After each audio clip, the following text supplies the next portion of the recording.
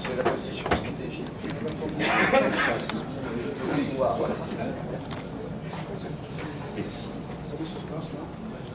Allez-y.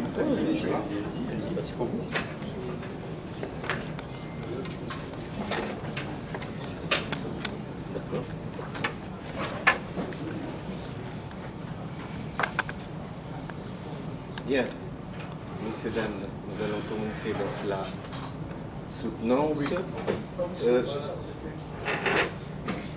Monsieur Oussama Ahmed, donc le jury aujourd'hui est réuni pour la soutenance de votre thèse, donc pour l'obtention du docteur de l'Université de Rouen en droit.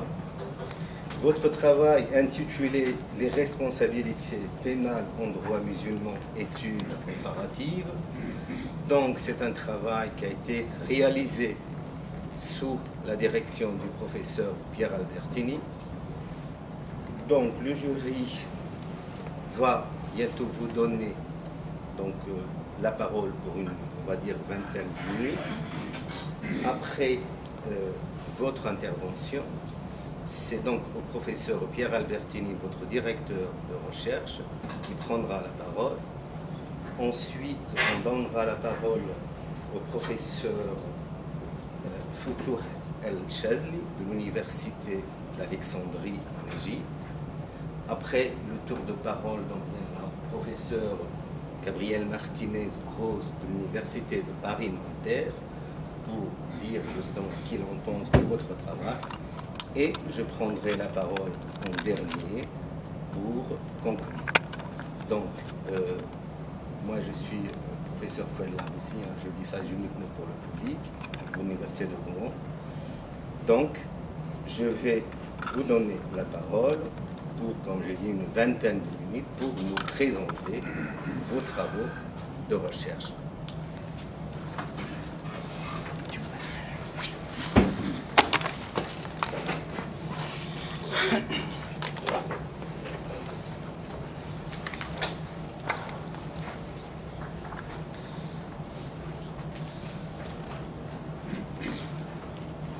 La responsabilité entendue en dehors de toute restriction est la notion sur laquelle se fonde l'ensemble des règles constituant la loi. Elle est liée, d'après la vision proprement religieuse, à la genèse même de l'humanité, et vraisemblablement plus ancienne, pour ainsi dire, que le droit lui-même. Celui-ci se définit comme un ensemble des règles de conduite qui, dans une société donnée et plus ou moins organisée, régissent les rapports entre les hommes. À cet ensemble, on applique l'expression de droit objectif. L'existence d'un groupe social constitue donc une condition essentielle pour établir un ordre juridique proprement dit. En revanche, la responsabilité, notamment sous son aspect pénal, est reconnue depuis le premier homme. L'histoire d'Adam et Ève, relatée à maintes reprises dans le Coran, corrobore cette réalité. Elle confirme le libre arbitre de l'homme et par conséquent sa responsabilité de son agissement. Néanmoins, étant une question controversée, le fondement de cette responsabilité nous permet d'y apporter quelques explications complémentaires dans l'introduction de notre travail. Les divergences ne portent que sur l'aspect théorique du sujet, alors que pratiquement, ou plus précisément, au niveau juridique, l'homme adulte est censé et considéré dans toutes les législations comme parfaitement responsable. En islam, les textes sacrés affirment à la fois la liberté de l'homme et la prédestination. Ainsi, le musulman en tant que tel ne peut pas nier la doctrine du destin qui fait partie du dogme. Il ne peut pas non plus, au niveau de la loi, se prétendre irresponsable de son comportement. Cependant, on peut remarquer dans l'héritage culturel des musulmans trois points de vue différents. On peut remarquer trois points de vue différents. Celui de l'Mu'tazila, qui déclare clairement le libre arbitre de l'homme.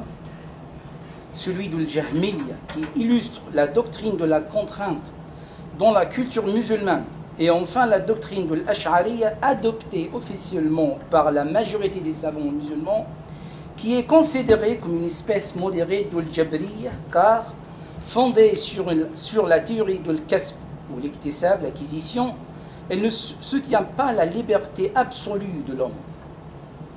Ainsi ont été réunis dans la mentalité musulmane la foi et la loi. Autrement dit, le religieux et le juridique. Cela nous a offert une bonne occasion pour faire allusion à l'étendue large de ce qu'on peut appeler la responsabilité religieuse. Celle-ci n'est pas limitée ni par le temps ni par l'espace. Elle dépasse d'ailleurs les apparences de l'homme en comportant les inspirations passagères, les intentions, les idées et les convictions, même si elles ne sont jamais matérialisées par une action délictueuse. Cependant, les fuqaha, c'est un terme particulier pour désigner les jurisconsultes musulmans, furent attentifs à ce propos à la nuance entre les deux domaines, cultuel et juridique. Si la simple intention est suffisante, parfois suffisante pour produire un péché punissable divinement, il en est autrement sur le plan juridique. Citons à titre d'exemple le mot suivant de l'imam Shafi'i, le fondateur de l'école shafirite, lorsqu'il écrit « L'infraction ne se produit que par l'action et non pas par la simple intention ». De son côté, le Coran a bien établi dans plusieurs versets les principes généreux de la responsabilité. Le premier principe est celui de la compatibilité entre la charge posée et les capacités de l'individu. Ce principe a été déclaré par le verset suivant « Dieu n'impose à personne de charge qui ne soit dans ses capacités ». Le deuxième principe, lié à la légalité, est affirmé par le Coran en ces termes. Nous ne sommes pas disposés à châtier une communauté sans lui avoir au préalable envoyé des prophètes. Quant au troisième principe, il concerne la connaissance préalable de l'homme du caractère délictueux de l'acte en question. À ce propos, le consensus juridique musulman affirme qu'Omar ibn al-Khattab, le deuxième calife, n'appliquait les peines fixes qu'à celui qui connaissait l'incrimination de l'acte. La même situation est attribuée au troisième et quatrième calife Uthman et Ali. Les quatrième et cinquième principes sont intimement liés. L'un concerne la personnalité de responsabilité pénale, tandis que l'autre affirme celle de la peine. Le Coran, adressant la parole au prophète, formule expressément ces deux principes lorsqu'il dit « Dis-leur, on ne vous demandera nul compte des crimes que nous avons commis, et nous ne serons pas comptables de ce que vous faites. » Ainsi, les traits essentiels de la notion de la responsabilité sont clairement dessinés par le Coran. En revanche, les causes des responsabilités sont catégoriquement formulées par la tradition prophétique, la sunna. Elles sont réunies globalement dans deux hadiths considérés juridiquement comme valables. Dans le premier, le prophète dit « Dieu m'a accordé qu'il ne tiendra pas grief à ma communauté pour ce qu'il fait suite à l'erreur, l'oubli ou la contrainte. » Dans notre hadith, le prophète a précisé d'autres types des personnes irresponsables. Trois sortes de gens ne sont point responsables. L'endormi jusqu'à ce qu'il se réveille. Le mineur jusqu'à ce qu'il arrive à l'âge de puberté. Et l'imbécile jusqu'à ce qu'il soit en pleine possession de la lucidité. D'ailleurs, il faut noter que selon le point de vue majoritaire de la doctrine musulmane, les responsabilités en question est restreinte au domaine pénal.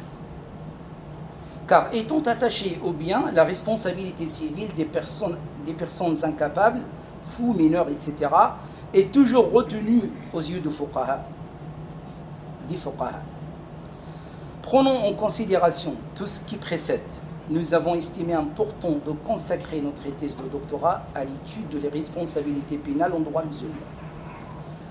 Étude nouvelle, croyons-nous, dans certains aspects, notamment qu'il soit adressé au premier plan aux lecteurs francophones, musulmans et non musulmans, qui est empêché à cause des difficultés de langue, de culture et de manquement des moyens convenables d'approfondir sa connaissance de la loi musulmane dans sa profondeur traditionnelle.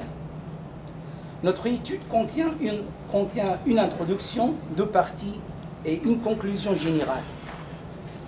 Dans l'introduction, nous avons abordé brièvement le fondement de la responsabilité dans la culture musulmane et en particulier le problème de la prédestination, en révélant par là le lien complémentaire entre le dogme al-aqida et les fondements du droit musulman au usul al-fiqh. Nous avons apporté aussi une explication approfondie de l'étendue de la responsabilité religieuse, des principes généraux de la responsabilité dans le Coran et du vocabulaire particulier utilisé par les fuqaha musulmans dans le sujet de la responsabilité. Et il s'agit des 3 termes al-mas'uliyya, traduit en français la responsabilité, al-ahliyya ou l'aptitude, la compétence ou la capacité, ad-daman qui est susceptible de recevoir plusieurs sens.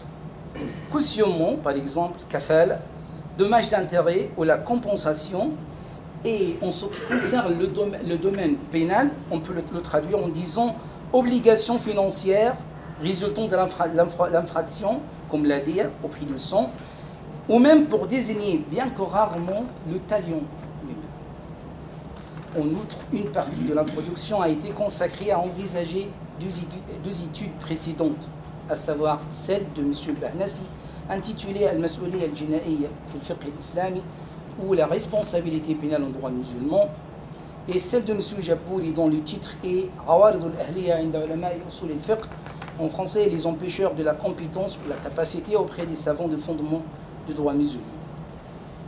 En revanche, malgré la valeur de l'ouvrage magistral de M. Oud intitulé La législation criminelle musulmane comparée aux législations positives, nous ne l'avons pas envisagé avec les études précédentes, car nous nous sommes limités à celles, c'est-à-dire aux études qui sont consacrées spécifiquement à la responsabilité pénale.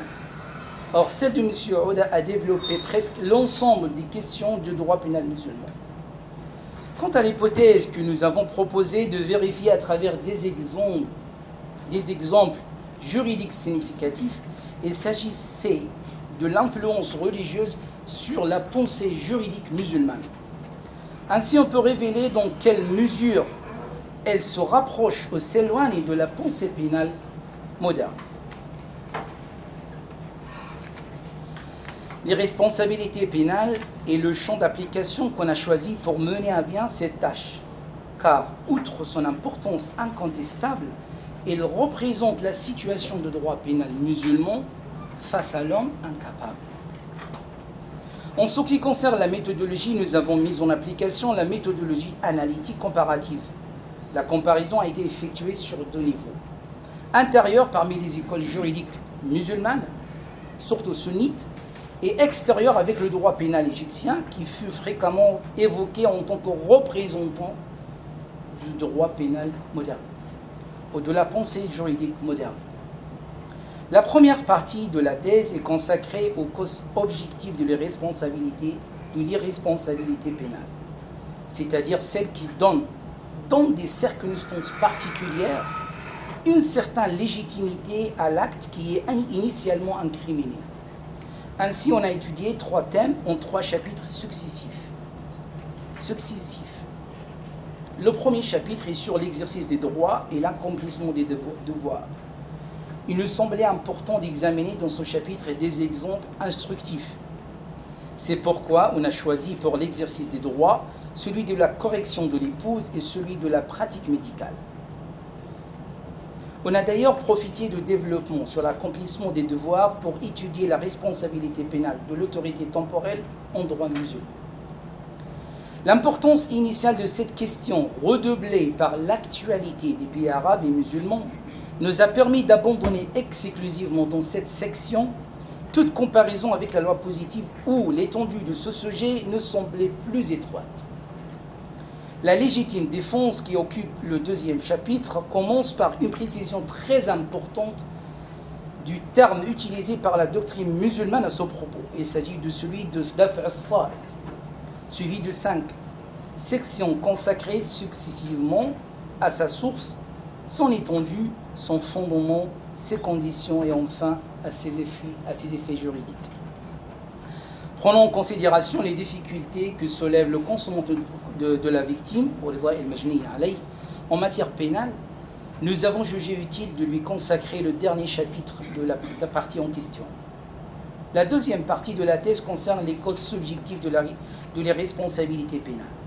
Il s'agit de celles qui sont en relation directe avec les conditions personnelles de l'auteur. Ainsi, on a développé tout ce qui perturbe le libre arbitre de l'homme. La contrainte, comme la contrainte ou la nécessité, au son discernement, comme l'ivresse, la minorité ou la démence.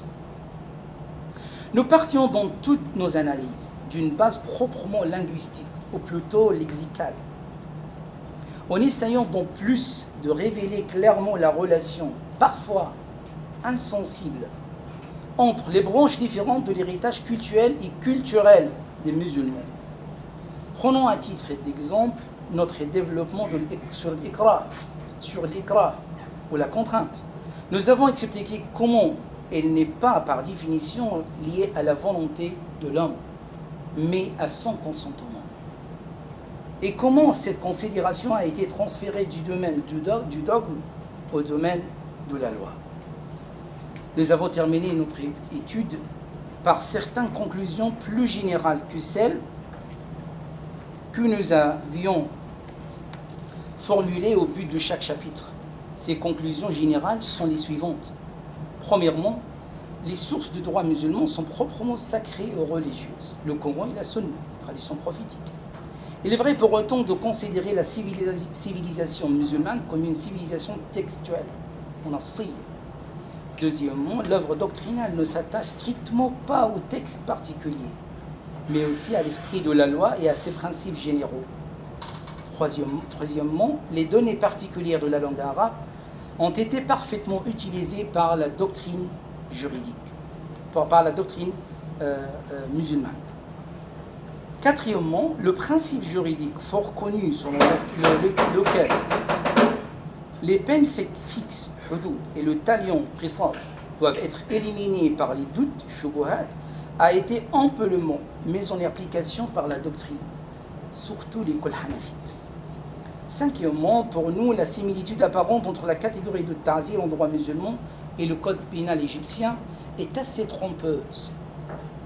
On pourrait l'apercevoir pareillement avec le code pénal français, ou suisse, ou allemand, ou quelconque. C'est en fait le caractère flexible désignant at-ta'zir qui a donné lieu à cette méprise. En effet, le désaccord entre les deux droits musulmans et égyptiens est fort profond et par conséquent plus digne d'éloigner l'un de l'autre. Il ne provient pas d'une simple différence législative telle que l'on peut remarquer entre les lois positives et les lois positives modernes, mais il se fonde sur une différence d'esprit. Par ailleurs, nous nous sommes appuyés dans notre étude sur des sources diverses en matière islamique. On a cité régulièrement les exégèses du Coran, surtout celles qui donnent une importance considérable aux explications juridiques. Les commentaires des traditions prophétiques, notamment ceux qui sont produits par les fuqaha, ou les juristes musulmans. Les livres consacrés aux principes juridiques, les livres des fondements du droit musulman, et enfin les livres doctrinaux. Quant au droit positif, nous avons consulté régulièrement les ouvrages du droit pénal général qui nous semblent suffisants pour fournir à notre étude le point de vue de la doctrine égyptienne ou parfois française, la doctrine française. Aussi les dictionnaires généraux et particuliers, les encyclopédies et d'autres livres dont les domaines sont différents ont-ils été cités selon les exigences de la recherche.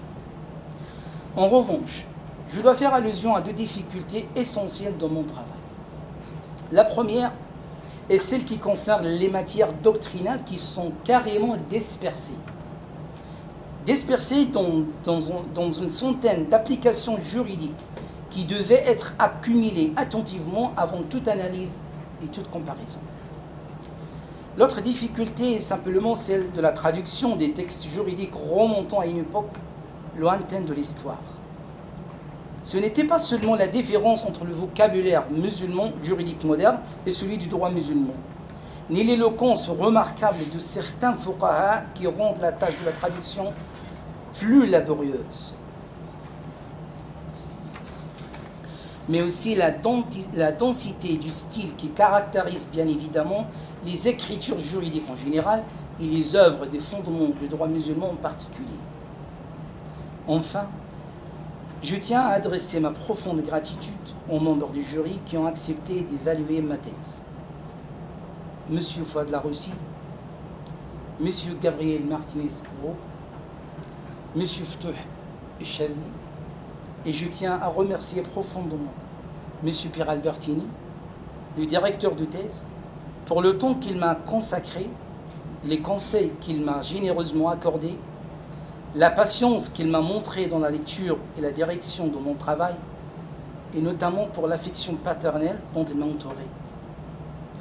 Et si la tradition universitaire me permet de présenter le travail à quelqu'un, elle sera mon épouse, qui représente l'aspect magnifique et merveilleux de ma vie. Tous mes sentiments chaleureux sont adressés aussi à mes amis et mes collègues qui honorent la soutenance de ma thèse par leur présence. Je vous remercie.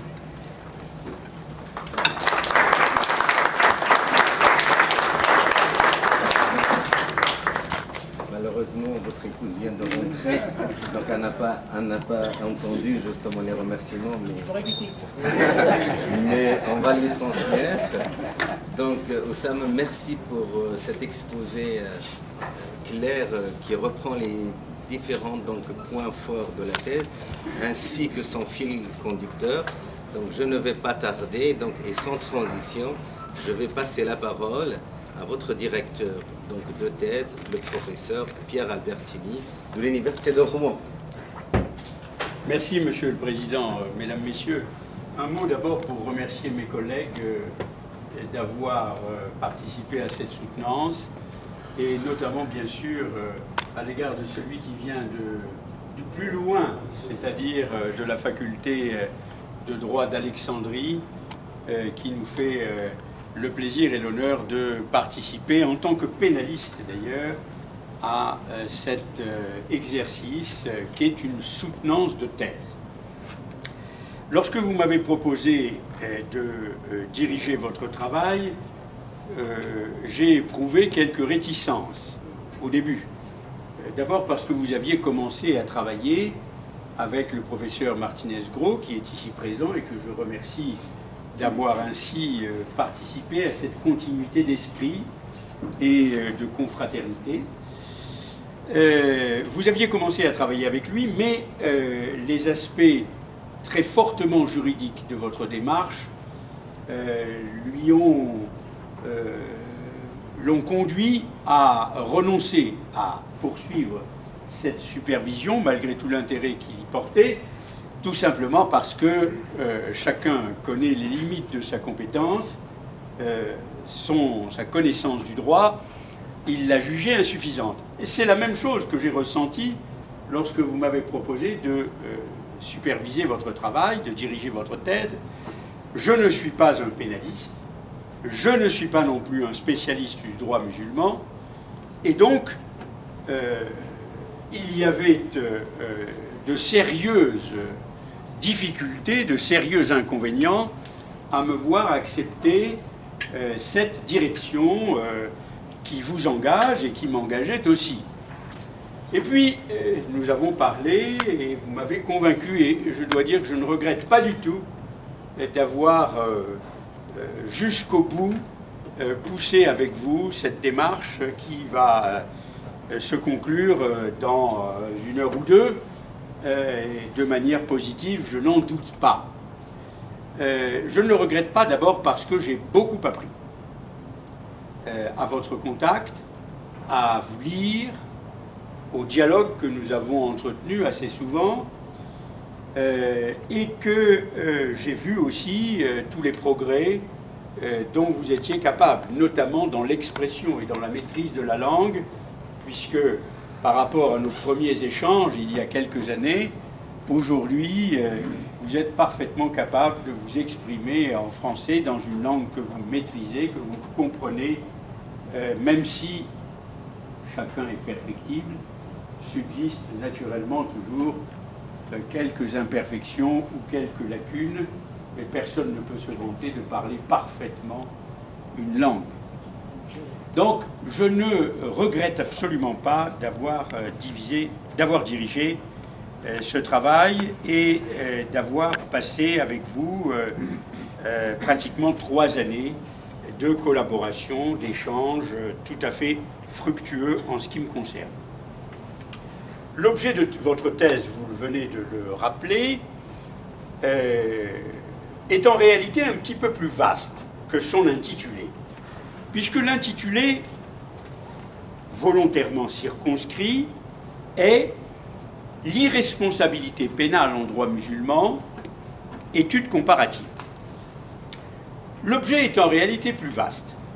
Il est d'abord plus vaste parce que pour parler de l'irresponsabilité, il faut d'abord parler de la responsabilité. Et il faut d'abord s'interroger sur les fondements de la responsabilité, ce que vous faites d'ailleurs dans l'introduction, ce que vous avez tenu à faire également brièvement dans votre présentation. On ne peut pas comprendre les causes d'irresponsabilité en droit musulman, comme d'ailleurs en droit positif, si on ne comprend pas d'abord l'étendue, le sens, les principes mêmes de la responsabilité dont vous avez dit, à juste titre, quel est le fondement même de la place de l'homme dans la société. Donc c'est un sujet plus large que l'intitulé ne permet de le deviner. C'est aussi un sujet plus vaste parce que vous vous attachez à une comparaison qui n'est pas toujours pied à pied, mais qui est presque systématique, avec un exemple de droit positif, en l'espèce le droit pénal égyptien, qui a lui-même subi l'influence de longue date de la pensée pénale française et européenne.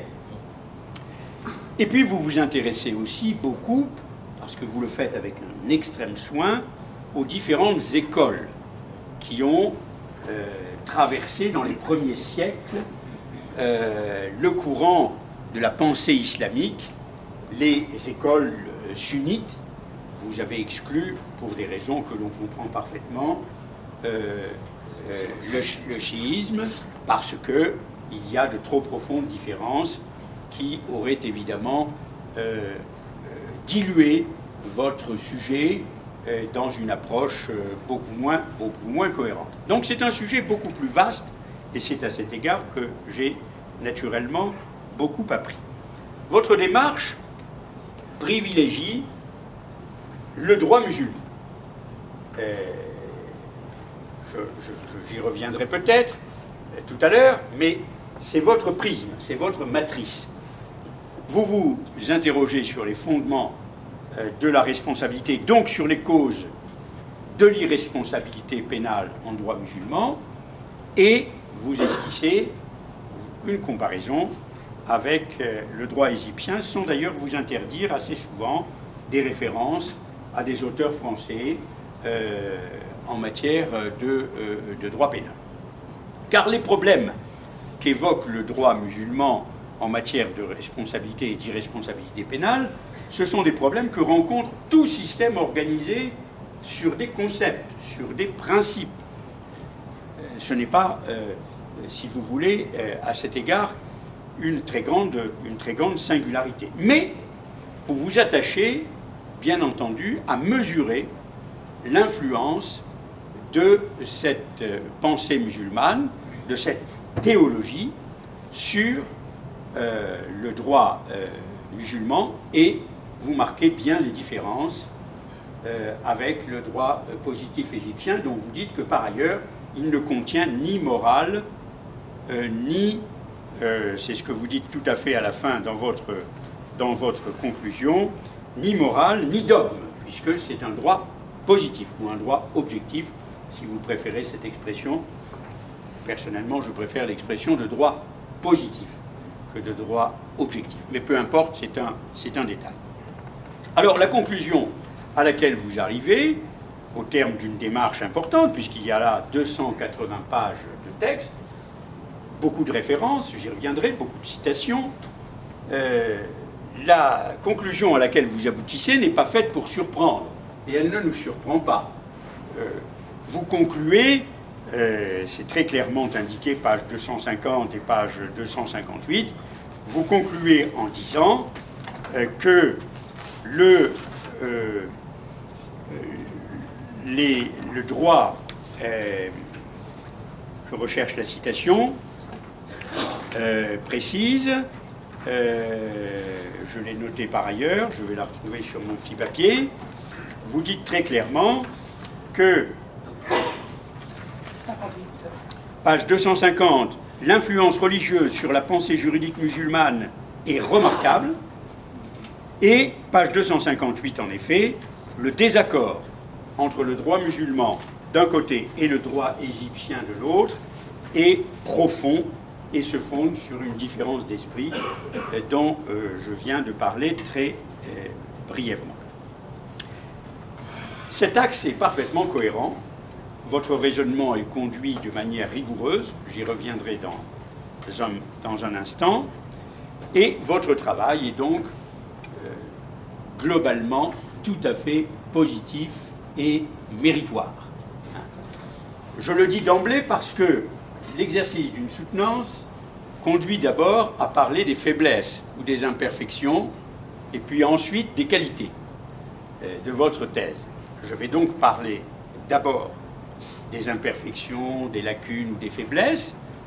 C'est la loi du genre, chacun d'entre nous est perfectible, et je terminerai par une appréciation de vos qualités qui sont, à mon avis, tout à fait notables. Dans les imperfections, il y a évidemment encore quelques petits problèmes dans l'expression. Vous nous avez d'ailleurs remis un erratum qui comporte une récapitulation des petites erreurs de frappe, les impropriétés de termes, les difficultés syntaxiques que l'on peut encore, les maladresses syntaxiques que l'on peut encore retrouver dans votre travail. Je dois dire d'emblée que ce ne sont que des points mineurs. Cela n'affecte pas la compréhension de votre démarche, la compréhension de votre pensée. Sauf peut-être une ou deux ou trois fois sur 280 pages où on peut se demander ce que vous avez voulu dire. Mais sur un ensemble aussi important, aussi volumineux, ce n'est qu'un point de détail. Dans les petites imperfections, vous êtes parfois conduit également à multiplier les citations, parfois à faire des citations un peu redondantes, un peu répétitives, peut-être pour démontrer encore un peu mieux ce que vous voulez dire. La quantité n'ajoute rien à la qualité. On a surtout besoin d'un fil directeur, d'un fil bleu qui permette de suivre votre pensée, et quelquefois cette accumulation un peu exagérée conduit à perdre un petit peu la logique que vous poursuivez. Notamment, vous avez parfois tendance à subdiviser un peu à l'excès vos énoncés, premièrement, deuxièmement, troisièmement, quatrièmement, cinquièmement, sixièmement, et même parfois un peu plus. Ça déconcerte un petit peu le lecteur, mais vous le ramenez très vite, après ce petit détour, à l'essentiel de votre travail, et il reste de plein pied avec ce que vous avez voulu exprimer, et c'est évidemment bien là l'essentiel. Il y a, mais peut-être M. El Chazli y reviendra lui-même, il y a un petit déséquilibre dans votre travail, parce que l'essentiel de vos recherches porte sur le droit musulman. C'est votre matrice, je l'ai dit tout à l'heure, je n'y reviens pas. Donc l'étude du droit positif égyptien, et notamment l'étude de la jurisprudence égyptienne, sont parfois traitées avec plus de légèreté. Vous auriez pu poursuivre parfois un petit peu plus loin encore l'exercice Mais moi, je n'ai pas pu vous y conduire parce que, n'étant pas un spécialiste du droit pénal égyptien, j'aurais très vite avoué ma propre incompétence. Donc vous vous consacrez pleinement à l'étude du droit musulman, à la mesure de son influence et de ses différences avec le droit positif égyptien, et ce déséquilibre n'est pas un défaut pour moi rédhibitoire. Peut-être plus important, sur le fond, et non pas sur la forme, on sent chez vous une certaine retenue. L'appréciation critique, la discussion de certaines notions reste volontairement extrêmement prudente. Or, sur un certain nombre de points, par exemple, le fait que le droit musulman, c'est sa singularité, ne comporte pas une théorie générale du droit pénal. Ça conduit donc à observer l'existence de lacunes. Il y a des lacunes dans le droit musulman. Pour nous, en tous les cas, qui nous intéressons à la question de la responsabilité et de l'irresponsabilité, je prends quelques exemples. Les circonstances atténuantes, les circonstances aggravantes, ne sont pas élevées au rang de concept. Bien sûr, on en tient compte, mais elles ne sont pas élevées au rang de véritables concepts.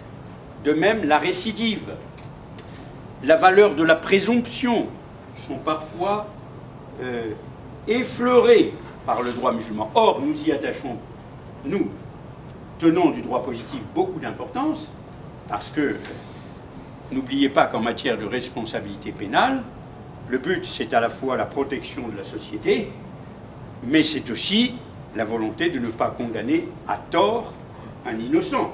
Donc, il est tout à fait clair que, sur ce plan-là, une appréciation critique un peu plus développée aurait certainement volontiers trouvé sa place. De même, la classification des infractions en droit musulman, la classification des peines, je dirais même le caractère, allez, je ne vais pas avoir peur du mot, le caractère archaïque de certaines peines en droit musulman.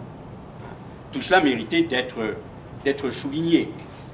Vous prenez d'ailleurs l'exemple, on y reviendra peut-être, du droit pour le mari de corriger sa femme, même si vous le traitez avec beaucoup de nuances et si vous dites que tout cela doit être abordé avec un esprit de grande prudence, ça nous paraît, à nous tenants du droit positif, une totale incongruité, je dirais même un archaïsme profond. Hein. Donc, sans tomber sur la critique systématique, de temps en temps, une appréciation de portée plus générale aurait encore donné plus de poids à votre travail. Ceci étant, et j'en viens maintenant aux qualités, après je vous poserai une ou deux questions pour terminer, les qualités sont indéniables. La première des qualités, c'est l'ampleur des connaissances et du travail que vous avez rassemblé. Les sources du droit musulman, vous l'avez dit, les difficultés de la traduction, les difficultés même de l'adaptation d'un vocabulaire qui remonte à plusieurs siècles à une réalité d'aujourd'hui, tout cela, ce sont des difficultés, vous les avez affrontées, et naturellement, nous vous sommes reconnaissants du travail d'analyse, du travail de précision, du travail de rigueur. La bibliographie le démontre. La bibliographie est extrêmement volumineuse. Vous avez beaucoup lu, vous avez beaucoup étudié. Vous ne vous contentez pas de faire figurer des titres d'ouvrages dans la bibliographie, vous faites aussi beaucoup de citations. Et parfois même, l'intérêt des citations de bas de page est presque plus fort, plus grand que l'intérêt du développement proprement dit, ce qui montre bien qu'il y a un souci de précision de votre part, et ça, je crois que le jury y est évidemment, avec moi, tout à fait sensible. Vous faites preuve d'une grande érudition et vous analysez les multiples sources de la tradition prophétique, les divergences entre les différentes écoles avec un soin, une attention qui mérite d'être saluée. Qui mérite d'autant plus d'être saluée que nous avons plutôt dans notre pays une profonde méconnaissance du sujet. Hein. Et ça m'amène au second mérite, au deuxième mérite de votre travail, c'est de bien montrer quelle est la singularité, la nature, les principes du droit pénal musulman et notamment des causes d'irresponsabilité que vous avez d'ailleurs classées selon une distinction désormais classique entre les causes objectives d'un côté et les causes subjectives de responsabilité. Donc, vous avez le mérite d'apporter un éclairage sur un sujet qui, à ma connaissance, n'a jamais été traité dans un ouvrage en langue française. L'irresponsabilité pénale en droit musulman, surtout dans la perspective d'une comparaison avec le droit égyptien, cette étude, vous l'avez entièrement défrichée. Vous êtes en effet, à cet égard, un précurseur. Et c'est pourquoi nous pensons peut-être que par la suite, une publication sous une forme un peu modifiée de votre travail mériterait d'être recherchée pour faire connaître en effet la nature de l'islam qui est à la fois fondée sur des textes sacrés, vous l'avez bien dit, mais le Coran contient très peu de principes juridiques. Dans le Coran, il y a très peu de préceptes juridiques. Le droit est largement ignoré par le Coran. En revanche, dans la tradition prophétique, dans les dires du prophète, dans les dires de ses compagnons, dans tous les hadiths dont vous parlez, dans l'interprétation que l'on fait, il y a là une richesse, un potentiel de discussion absolument considérable. Et vous l'avez très largement utilisé, je voudrais vous en féliciter. Enfin, troisième mérite, et il n'est pas le moindre pour moi, vous avez insisté sur certains aspects qui montrent que le droit musulman est à la fois fait de tradition, d'interprétation, mais aussi d'évolution au fil des siècles. Je le dis parce qu'aujourd'hui, malheureusement, on assiste à une montée d'une tendance à retrouver ce qui serait la pureté de l'islam. Je mets pureté entre guillemets. Je suis toujours très réticent à l'égard de toute école de pensée qui recherche la pureté de quelque chose. Qu'il s'agisse de l'islam, qu'il s'agisse de la chrétienté, du christianisme, ou qu'il s'agisse d'une autre religion, ou qu'il s'agisse d'autres événements historiques ou concernant la société civile. En réalité, cette vision, c'est une vision idéaliste, idéalisée, et qui produit ses propres limites. Au contraire, vous montrez bien combien l'islam s'est construit au fil des siècles. Au moyen, le droit musulman s'est adapté. D'ailleurs, une simple constatation géographique permet de le constater. Comment, entre Mahomet d'un côté et l'empire musulman qui s'est créé au fil des siècles, comment n'y aurait-il pas pu y avoir d'adaptation à des situations, à des géographies, à des sociologies, à des peuples distincts? Bien entendu, cette adaptation s'est produite et M. Martinez-Gros est certainement mieux placé que moi pour parler du sujet, lui qui a notamment écrit, c'était je crois en 2013, un livre intitulé « Islam, islamisme et Occident ». Je ne me trompe pas? C'est une réédition en fait. C'est une réédition, mais oui. C'était en 2004. C'était en 2004. Ah bah, vous étiez encore plus précurseur que je ne le pensais. Moi, je ne connais que l'édition de 2013 au Seuil. Et dans cette recherche du caractère progressif et aussi doctrinal et et en même temps pragmatique de la construction imparfaite, tout droit est imparfait, d'un droit, vous mettez l'accent notamment sur des aspects qui me paraissent tout à fait intéressants. Par exemple, vous auriez pu peut-être les développer, mais ce n'était pas totalement votre sujet. Par exemple, vous insistez sur l'intérêt social qui s'attache au fondement de la responsabilité et de l'irresponsabilité. Quel est l'intérêt du groupe? Quel est l'intérêt collectif par rapport à l'intérêt strictement individuel? Vous introduisez également des discussions sur le doute. Vous en avez d'ailleurs reparlé tout à l'heure. Le doute. Chez nous, on dit que le doute doit profiter à l'accusé.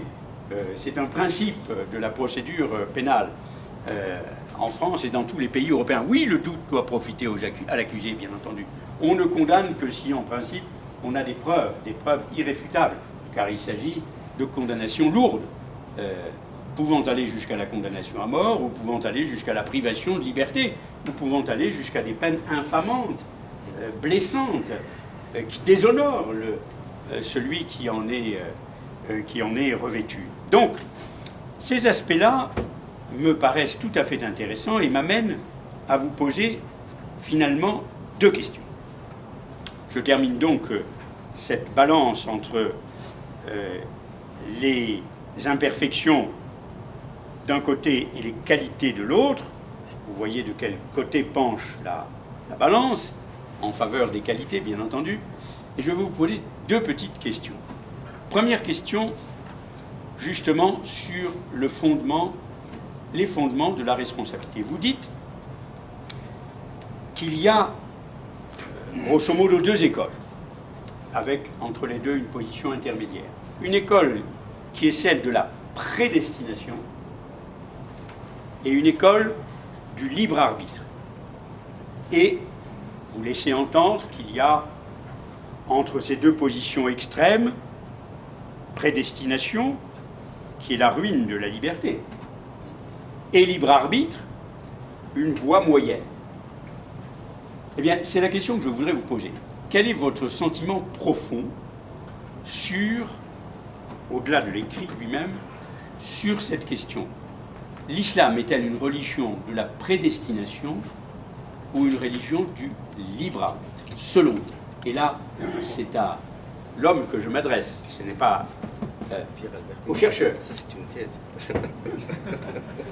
Alors, Je peux répondre à la oui, question? oui, oui, bien sûr, bien sûr. Prenez le temps de votre réponse.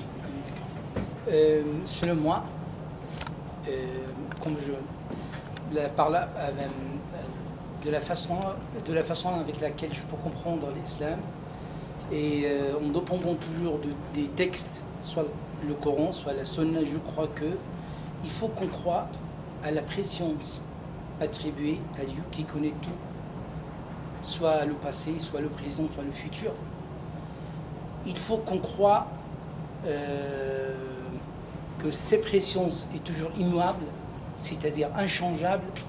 C'est pas possible d'on trouve quelque chose qui se produise contre ces présciences qu'on ne connaît pas. D'ailleurs, en même temps, je crois que l'homme est tout à fait responsable de tout ce qu'il fait, parce qu'à partir d'Adam, le père de l'humanité, dont l'histoire est racontée plusieurs fois dans le Coran, en fait, notre père a insisté sur sa responsabilité. C'est pas possible que les fils ou les enfants renoncent à cette responsabilité. Donc, aussi, je peux comprendre la différence entre deux mouvements.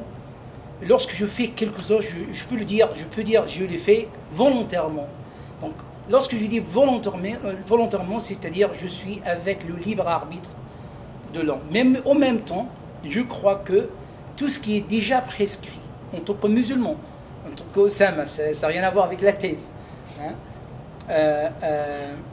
Je crois que Dieu a la préscience totale et globale qui connaît ou qui contient soit les détails, soit les choses globales, tout ce qui se produira dans le futur, est bien prescrit. C'est ça ma propre aptitude à ce propos. Donc, c'est juste comme je dis à la fin de cette partie de ma thèse, je dis en fait, on est obligé, pas obligé, on est à croire à deux situations, soit celle qui concerne la prédestination, soit celle qui concerne la liberté de l'homme, pour deux choses différentes. La première situation, celle qui concerne la foi de la prédestination, c'est juste pour soulager le cœur lorsqu'on rencontre des moments difficiles dans la vie. Donc ça concerne l'intériorité de l'homme. Mais celle qui concerne le libre arbitre, c'est juste pour faire justice, c'est pour répandre la justice entre les hommes et pour que les hommes adultes et sensés soient responsables, soient toujours attentifs à leur comportement vis-à-vis de la loi. Sinon, ça sera l'anarchie et le désordre qui va répondre sur Terre. Voilà mon aptitude. Parce que, je peux dire quelque chose? Oui, bien sûr. Le jury peut dire aussi quelque chose. Mais le monopole de la parole. Mais personnellement, j'aime pas entrer dans les détails comme l'on trouve dans l'héritage musulman en ce qui concerne la théologie ou la question de la prédestination. Parce qu'en fait, vis-à-vis des adversaires, on peut le dire, ou des penseurs qui sont contre la notion de la prédestination, les savants musulmans étaient obligés de développer davantage cette question et d'entrer dans les détails philosophiques qui ne servent à rien en fait par rapport au droit, même par rapport à la religion. Par contre, lorsqu'on remonte un peu à l'époque du prophète ou des compagnons, on ne trouve pas des questions comme ça. Toujours, ils posent, lorsque la personne embrasse l'islam, la religion, il suit la voie dessinée par le prophète, dessinée par le Coran, sans entrer dans des choses qui, peut-être, avec laquelle on ne peut pas arriver à une situation très claire. La question de la prédestination, j'ai lu quelque chose écrit par des Occidentaux qui ont embrassé l'islam. Toujours, il y a quelque chose qui n'est pas clair. On n'arrive pas à comprendre la question complètement. Parce que la partie qui concerne la préscience divine, qui fait partie, bien sûr, essentielle de cette question, du sujet de la prédestination, est invisible pour nous, incompréhensible pour nous. On peut dire, il tombe au-delà de la raison. Alors que nous, nous sommes attachés toujours au cadre de la raison. Voilà mon aptitude. Pour moi, c'est simple à croire, parce que c'est... Mais ça facilite les choses. Peut-être. Je vais dire un mot. Oui, bien sûr. Je vais dire en général, vraiment, l'islam, c'est comme le libre arbitre. Dès le début, si on regarde le Coran, la responsabilité est basée sur le choix de l'individu. La raison qu'on sait ça, si on lit les versets du Coran, et dès le début, l'islam, quand la volonté n'existe pas, l'individu n'est pas responsable. Le faux dès le début. Le faux n'est pas responsable dès le début de l'islam. Il n'y avait pas une évolution. Le petit, comme vous avez dit, le jeune jusqu'à l'âge de la puberté, il n'est pas responsable parce que sa volonté n'est pas encore formée complètement. Le ivre même, s'il est obligé, s'il a pris un médicament, il a fait perdre la raison, volontairement. Non, involontairement, il n'est pas responsable. Donc la base de la responsabilité dans l'islam, c'est le libre arbitre. Quand le libre arbitre n'existe pas, l'individu n'est pas responsable. Et c'est la justice de Dieu qui impose ça. Dieu ne peut pas punir les gens s'ils n'ont pas choisi leur acte ou leur omission. Ce n'est pas la justice de Dieu. On dit Dieu est juste, Dieu il a fait la justice sur terre, mais ce sont les individus. Voilà, c'est Dieu qui a fait la justice sur terre. Alors il ne peut pas rendre quelqu'un responsable s'il n'a pas choisi ses actes librement, avec le libre arbitre, avec sa liberté complète. Quand la liberté est aliénée, ça influe sur la responsabilité, le degré de responsabilité. Et je dirais à monsieur le professeur Albertini, toutes les choses qu'il a dit, ça existe dans l'islam.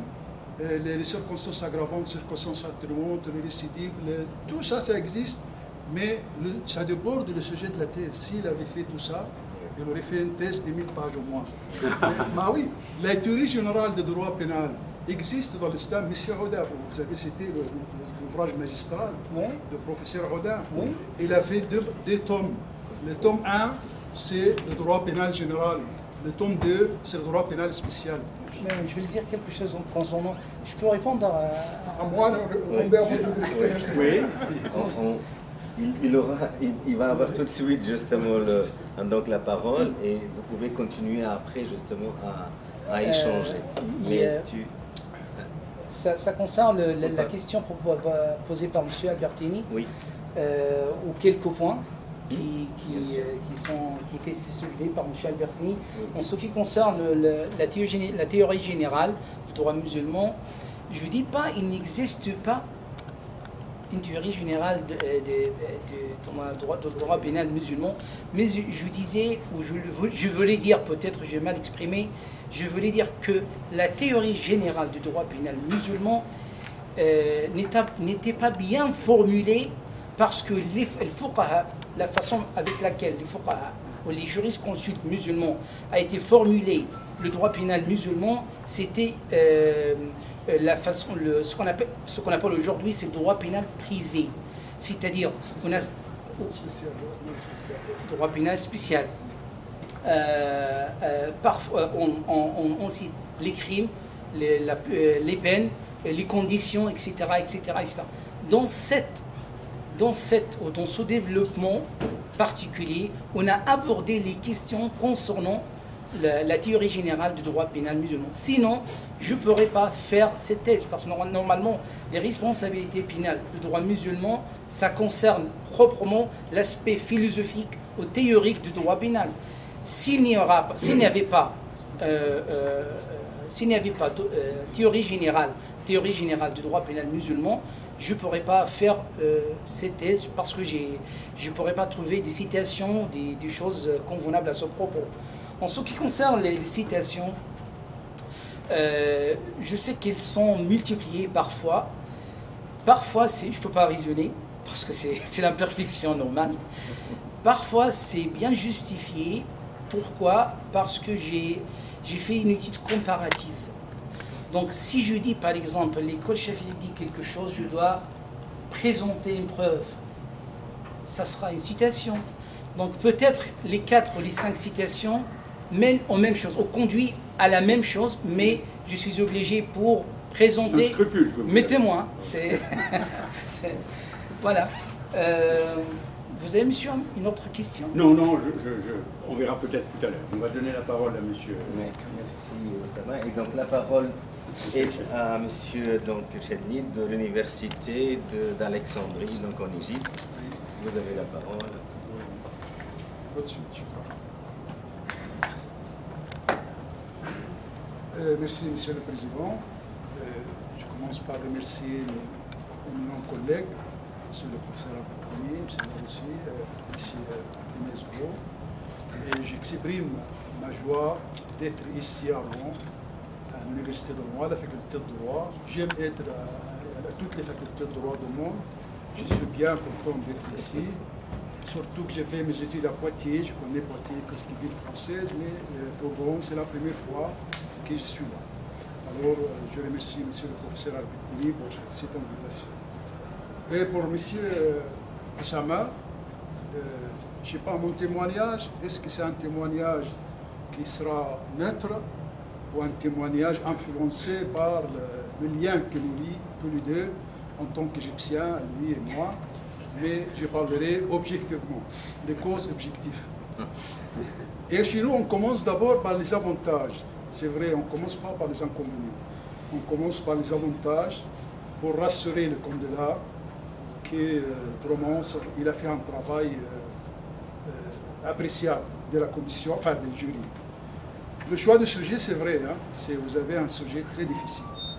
Tout ce qui touche au droit musulman, que ce soit droit pénal, droit civil, n'importe quelle branche du droit, c'est un sujet très difficile vraiment, parce qu'il y a les écoles musulmanes, et dans chaque école, il y a plusieurs opinions, plusieurs points de vue.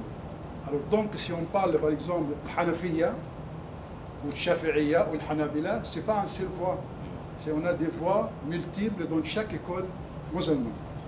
Et Vous, vraiment, le fondement de la responsabilité pénale, oui, il fallait dire, il a parlé un peu sur le fondement de la responsabilité pénale, mais on ne peut pas parler beaucoup sur la responsabilité pénale en droit musulman, surtout que votre sujet, c'est la responsabilité pénale.